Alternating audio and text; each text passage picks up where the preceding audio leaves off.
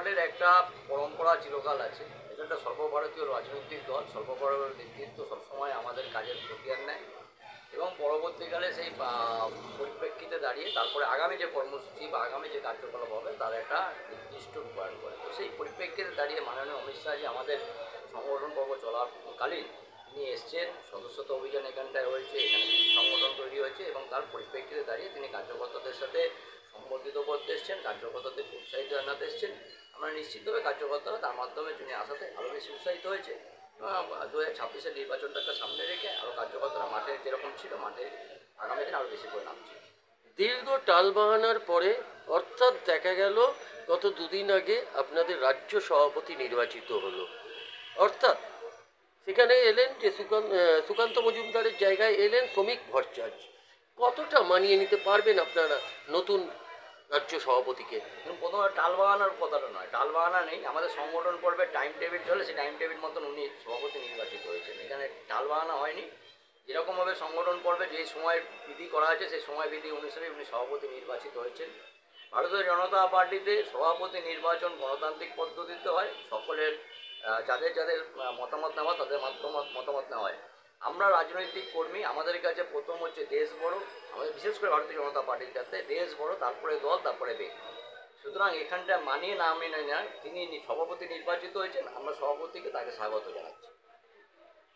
যারা পুরনো কর্মী যারা বসে গেছে তারা কি মনে করছেন এই নতুন রাজ্য সভাপতি আসার ফলে তারা আবার একত্রিতভাবে নতুনদের সঙ্গে কাঁধে কাঁধ মিলিয়ে কাজ করতে পারবে বলে? কাজ করছিলেন, বিগত দিনেও করছিলেন এবং আগামী দিনেও করবেন। কোনো কেউ বসে যায়নি। দায়িত্ব বিভিন্ন সময় করে দায়িত্ব বিভিন্ন সময় দায়িত্ব দেওয়া হয়, সে দায়িত্ব পালন করে।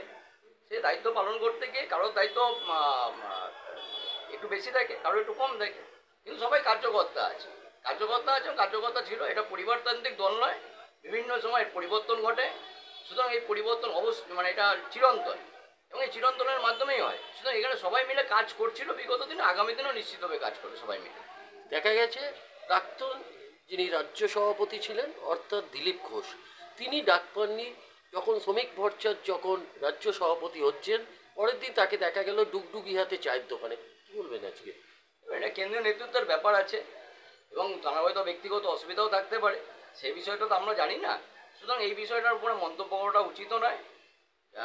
আমাদের সকল কার্যকর্তা ভারতীয় জনতা পার্টির, দিলীপদা বিজেপিতে ছিলেন, বিজেপিতে এখনও আছেন এবং আগামী দিনে বিজেপিতেই থাকবেন এবং তিনি যেভাবে কর্মসূচি পালন করবে দল সেভাবে নিশ্চিতভাবে কর্মসূচিও তিনিও পালন করবেন। ভারতীয় জনতা পার্টিতে সকল কার্যকর্তা সম্মিলিতভাবেই কাজ করে চলে, এর মধ্যে কোনো বিরোধ, কোনো মতামত বা মতভেদ এর মধ্যে থাকে না। আচ্ছা, আপনি বলছেন যে দিলীপ ঘোষ বিজেপিতে ছিলেন, দিলীপ ঘোষ বিজেপিতে থাকবেন এবং দিলীপ ঘোষ আছেন। যদি কোনো দিন হয়তো কাল সকালবেলা যদি উঠে শুনতে পান কিংবা 21শে জুলাইয়ের মঞ্চে সকালবেলা যদি শুনতে পান যে দিলীপ ঘোষ তৃণমূলে যোগদান করছেন, কি বলবেন? এই বিষয়টাতে কালকে কে কি করবে সেই নিয়ে মন্তব্য করাটা তো উচিত নয়। কালকে আপনি কি খাবেন সেটা তো আমি জানি না, সুতরাং স্বাভাবিকভাবে সেই মন্তব্যটা করা উচিত নয় কালকে কি করবে। তবে আমরা জানি রাজনৈতিকভাবে যে ভারতীয় জনতা পার্টির সাথে যারা সম্পৃক্ত হন তারা নিশ্চিতভাবে, যারা আর্থিকভাবে মনের দিক থেকে সম্পৃক্ত হন, তারা ভারতীয় জনতা পার্টিতে, কেন এটা রাষ্ট্রবাদী জাতীয়তাবাদী দল এবং রাষ্ট্রের জন্য সমর্পিত একটা দল এবং রাষ্ট্রের জন্য সমর্পিত দলে সকলেই একসাথেভাবে থাকে, সম্মিলিতভাবে থাকে এবং থাকার চেষ্টাও করে। দেখা গেছে ল কলেজে যেভাবে ধর্ষণ হয়েছে সেভাবে বিরোধী দলনেতা শুভেন্দু অধিকারীকে রাস্তায় নামতে দেখা গেছে এবং প্রাক্তন রাজ্য সভাপতি অর্থাৎ সুকান্ত মজুমদারকেও দেখা গেছে তাকে অ্যারেস্ট করা হয়েছে। কি বলবেন আজকে, কোথায় গেছে আইন প্রক্রিয়া? তাহলে পশ্চিমবঙ্গে তো আইন প্রক্রিয়ার কিছু নেই, সেটা আপনারা দেখেছেন যে আমাদের সম্মানীয় প্রাক্তন রাজ্য সভাপতি তথা বর্তমানে কেন্দ্রীয় মন্ত্রী, তাকে তিনি কেন্দ্রীয় মন্ত্রী থাকাকালীন 1 মাসের মধ্যে তাকে 4 বার অ্যারেস্ট করা হয়েছে। কি কর্মসূচি পালন করতে গেলে কোনো তো বেআইনি কোনো কর্মসূচি করতে যাচ্ছিলেন না। বিভিন্ন জায়গায় যে ঘটনা ঘটেছে সেই ঘটনাস্থল হয়তো বা পরিদর্শন করতে গেছেন কোনো সময়, অথবা সেইখানটায় প্রতিবাদ জানাতে গেছেন। তো পশ্চিমবাংলার বুকে প্রতিবাদ জানানো যাবে না, অর্থাৎ গণতন্ত্র এখানে সম্পূর্ণভাবে বিরোধী রাজনৈতিক দল কোনো প্রতিবাদ করবে না, এটা তো একটা গণতন্ত্রের পক্ষে খারাপ দৃষ্টান্ত। তো পশ্চিমবঙ্গে একটা গণতন্ত্রহীন একটা একনায়কতন্ত্র স্বৈরাচারী একটা শাসক চলছে, এটা তার দ্বারা প্রমাণিত হচ্ছে।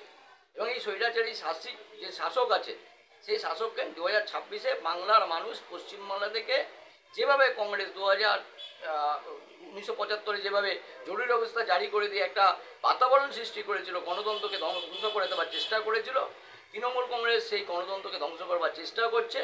বাংলার মানুষ 2026-এ নির্বাচনের মাধ্যমে তাদেরকে বঙ্গোপসাগরে পাঠিয়ে ভারতীয় জনতা পার্টি সরকার প্রতিষ্ঠাতা করে ভারতবর্ষের পশ্চিমবঙ্গে নিশ্চিতভাবে গণতন্ত্র প্রতিষ্ঠা করবে। আচ্ছা, দেখা গেছে যে আপনার অভয়ার বিচার এখনো পর্যন্ত পায়নি রাজপথে বিজেপি, কেন সমস্ত দলকে, বিরোধী দলকে নামতে দেখা গেছে, আপনারাও নেমেছেন। এবারে কি মনে করছেন যে ল কলেজের যে আইনজীবী ধর্ষিতা হয়েছে সে কি এবারে বিচার পাবে বলে মনে করছেন আপনি? দেখুন, পশ্চিমবাংলা পুলিশের ওপর আস্থা রাখা কতটা যুক্তিসঙ্গত সেটা আপনারা নিশ্চিতভাবে জানেন। তো আমরা বিচার চাইব এবং বিচার যাতে তিনি পান তার জন্য ভারতীয় জনতা পার্টির নেতৃত্ব নিশ্চিতভাবে যে প্রক্রিয়া গ্রহণ করা সে প্রক্রিয়া নিশ্চিতভাবে গ্রহণ করবে। কারণ আমরা চাই প্রত্যেকটা মানুষ বিচার পাক, যিনি দোষী আছে সে উপযুক্ত শাস্তি পাক, এটাই আমাদের মুদ্রা। ওনারা বলছেন এটা ছোট ঘটনা, কসবা চন্দ্র তো বলছেন বিজেপি বড় করে হো হাল্লা করছে। দেখুন, তৃণমূল কংগ্রেসে যখন ক্ষমতা এসেছিল তারপর থেকে আমরা একের পর এক ঘটনা দেখেছি। পার্ক স্ট্রিটের ঘটনা দেখেছি, মমতা বন্দ্যোপাধ্যায় যিনি ধর্ষিত হয়েছিলেন তার চরিত্র নিয়ে প্রশ্ন করেছিলেন। কামদুনির ঘটনা দেখেছি, সেখানটাও তিনি বলেছিলেন বিরোধীদের চক্রান্ত। এরকম একের পর এক ঘটনা, সেখানে মমতা বন্দ্যোপাধ্যায় কোনো সময় বলেছেন বিরোধীদের চক্রান্ত, কোনো সময় বলেছেন ছোট ঘটনা, কোনো সময় বলেছেন সাজানো ঘটনা। তো তার মন্ত্রীরা স্বাভাবিকভাবে সেই কথাটাই বলছে। এবং কোনো সময় তিনি বলেছিলেন যে হাফ রেপ হলে 30,000 টাকা, ফুল রেপ হলে 30,000 টাকা, হাফ রেপ হলে 10,000 টাকা। আর্যিকর ঘটনাকাণ্ডে তিনি 10 লাখ টাকা রেট বেড়ে দিয়েছিলেন। তো মমতা বন্দ্যোপাধ্যায় উৎসাহিত করছেন পশ্চিমবাংলার বুকে যে নারী সুরক্ষা নেই, এটা মমতা বন্দ্যোপাধ্যায়ের কথার মাধ্যমে প্রকাশিত হচ্ছে। তো তার মন্ত্রীরা একথা বলবে না। যেরকম তার দিদি থাকবে, যেরকম তার নেত্রী থাকবে, তো স্বাভাবিকভাবে সেই নেতৃত্ব যারা শিষ্য আছেন, গুরু যেরকম আছে এরাই সেরকম হবে। তার গুরু যেরকম আছেন সেটা দেখাচ্ছেন। যে বিভিন্ন সময় তিনি এই কথা বলেছেন যে শরীর থাকলেই জ্বর আসবে, তো জ্বর আসতে পারে।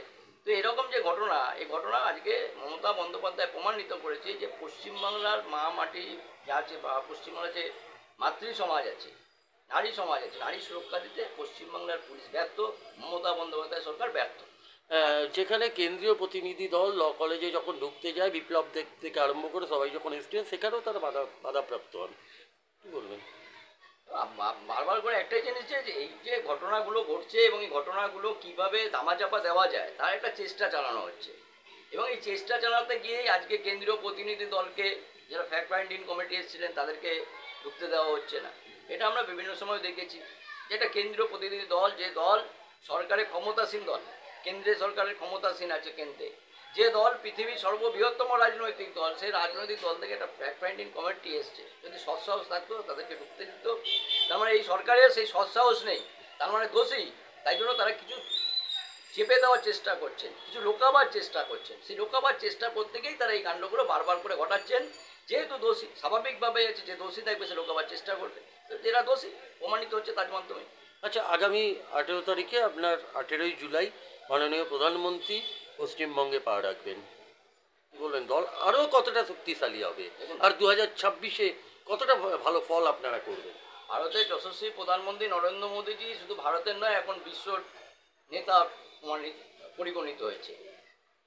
এবং এই পরিগণিত হওয়ার পরে আজকে নরেন্দ্র মোদীজি যেভাবে ভারতবর্ষকে এগিয়ে নিয়ে গেছেন বিগত 11 বছর ধরে, বিকশিত ভারত যে কথা আমরা বলে আসছি, এবং একটা ভিশন ভারতবর্ষকে বিশ্বগুরু আসনের জন্য বসানোর জন্য যে ভিশনটা তিনি রেখেছেন, এবং সেই প্রক্রিয়ার মধ্যে কাজ করে চলেছে।